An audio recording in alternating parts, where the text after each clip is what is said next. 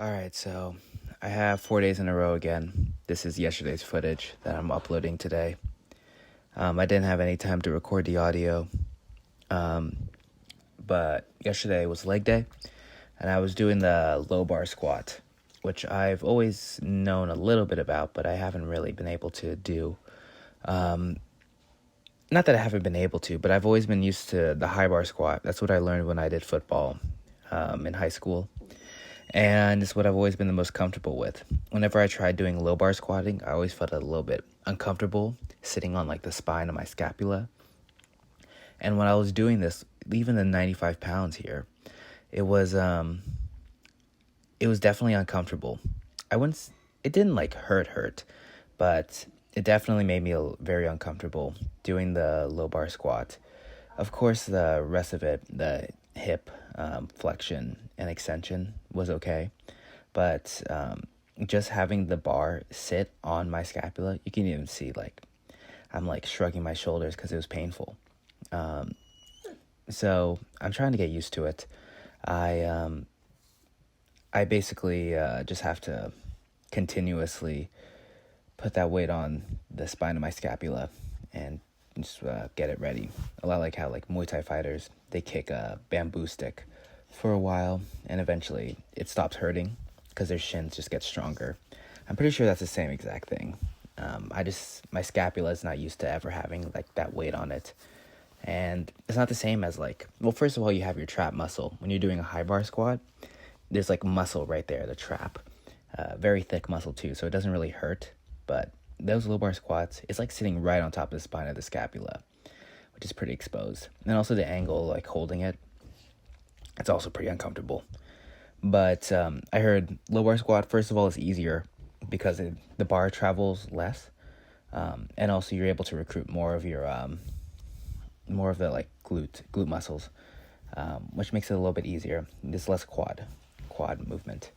So it is important that I learn it, especially if I'm trying to like build my glutes. It's important to do low bar squats. Anyway, so now I'm learning a little bit how to do it. As far as putting the bar actually low. Before, when I was doing high bar squats, I was putting it a little bit lower, like not at the top of my trap, but rather like the middle of it. But it's only until you actually put it on like your scapula, like really low, that you realize like how much different it is, how like uncomfortable it can be. And I mean, yeah, it definitely was like a noticeable difference as far as like the placement on the shoulder. It felt really uncomfortable, but the rest of it, I mean, it's a squat all the same. All those squats had pretty good depth. I didn't even really feel too much of a difference in like the activation. Maybe it's a little bit less of the quads, but it didn't make too much of a difference. And the rest of this workout was just, the pool day. I actually did a decent amount of back extensions, which felt really good. Like the rest of the day, I was really feeling like my back was like activated, feeling really swole. So yeah, I just put that 25-pound vest on and just banged out sets of 10. Maybe it might have been even more. I think I might have done 15. But yeah, I felt really good. I think I definitely got to hit more back extensions in the future. Definitely a lot of growth potential there. But yeah, learning just like the low bar squat, definitely a lot that I got to learn. And I definitely got to do it heavier just so I can feel the activation in my hips more. I was looking at other people doing the low bar squat, and they were saying that it's like one of the best ways to build the glutes. And I think that like as far as like my weak spots when it comes to the squat in general, it has to be the glutes because my quadriceps are really strong, and it's always at the bottom of the rep that I fail. The bottom of the rep usually is where the weak spot is, and I think that's where the glutes are doing the most. The quads, once I get it past a certain height, like it's pretty much locked in. My quads can take over, and it's good. So, yeah, I mean, just in general, a lot to learn. And And the forms still doing good. I was still able to keep it like midfoot, all the pressure there. Yeah, so it was good. And yeah, my work day yesterday was good too. I basically got home and went straight to sleep. I slept like 8 hours. It's pretty impressive. Usually I'm not able to sleep that much. Usually it's like 6. But I was really tired. Anyway, yeah. Pretty much just a bunch of back extensions, and then I did a little bit of biceps and rear delt work. Emphasis on the little bit. I didn't do anything crazy for the rear delts. But yeah, overall, it was pretty good. I'm excited because if I can really get like a good low bar squat, like I can definitely do like even more weight than like a 365. Like 365 was high bar, so if I can like, ideally if I got like perfect low bar, I could probably do like 385 already off the top. Like add another 20 pounds on top, just because the bar has to travel less. It's less stress on the legs. So a lot of room for improvement. And yeah, I definitely have to go to a proper gym that has actual, a decent amount of weight. That way I can actually like test it 1 rep max. The only problem I think is that I have so much like damage to my joints right now that I wouldn't be able to like do it and like feel good. But I definitely want to test it out, see how much I can do. Try to see like when I have enough weight. I have to have like 405 pounds. I want to attempt that soon. And definitely 385.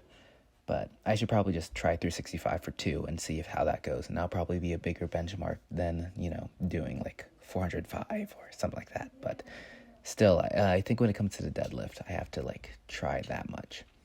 But yeah, I mean, overall, I feel like I've been making a lot of progress. I didn't want to do the deadlift yesterday because I was trying to do more work as far as like being able to do more exercises with and doing the deadlift on a day where like I only have an hour before I get to work. So I try to do as like much as I can with not having to like change out the weights as much, trying to do as many exercises and see what it is I have to do. When I'm doing the deadlift, it's a lot of setup. So, I try to do. I was trying to do like things that didn't require a lot of setup. So these back extensions are a really good example. I only had to put on like the vest and set up the bench a little bit, and I was able to get like a lot out of it. The pull-up bar as well. That's really easy. And like also the deadlift requires a lot of warming up. But I suppose since I'm already squatting every day, I had already required like a pretty much full like leg warm up and all that stuff. So, I mean, that is something to consider. I probably could have I wouldn't have had to warm up as much because I'm already squatting. But also with the low bar squats, I was only doing like 135 at most. So it wouldn't have been as difficult as opposed to like when I was trying to do, like I did the 300 a couple days ago. And that required like a lot of warming up. I had to make sure everything was good. Otherwise, I would have just destroyed my hip. So yeah, and then there's like the bicep curl. Pretty much requires no warm up. And then I did some banded work, pulling on the rear delts. Also required pretty much no warm up. So it was good. I was able to hit a decent amount of. It was like 5 exercises. And the biggest time constraint is just those warm ups. Whenever I'm trying to squat, it takes a long time to warm up. Changing out the weights, it's not that bad. It takes only a little bit. But it's definitely like I have to take my time with warm-ups or else like, I mean, as you can see, like I pay the price when it comes to like the hip damage. So it is what it is. And it's just like a big time constraint, a lot that I got to do. I only have that 1 hour before work. So definitely try to fit as much as I can. And then, like these supersets, when I'm doing the preacher curls, I'm not doing any rear delt work. So I'm able to combine the two motions together. And that way I can do 2 exercises in the same set. And it's good. As far as like the cardio stuff, you can do like pretty complex circuits and try to get some cardio work in, but I don't really think that. Like, the back extensions got me sweating a little bit, but, you know. And the low bar squat as well also got me sweating. But it wasn't, like, anything crazy, you know. The back extensions did get me sweating. But yeah, if you do, like, combine enough, you know, do enough supersets, it will definitely get the cardio going. Because I don't run before as well, you know. Sometimes I'll walk on the treadmill a little bit, but like these days I didn't. But yeah, you know, combining sets, doing everything I can, try to make these workouts go as smoothly as possible. But yeah, work was fine. A little busy, but you know, it is what it is. Yeah, felt good. Yeah, that's kind of all I really have to say. I think I'll just end the commentary early. But yeah, I have a whole nother commentary to do, so I'll see you guys like right now.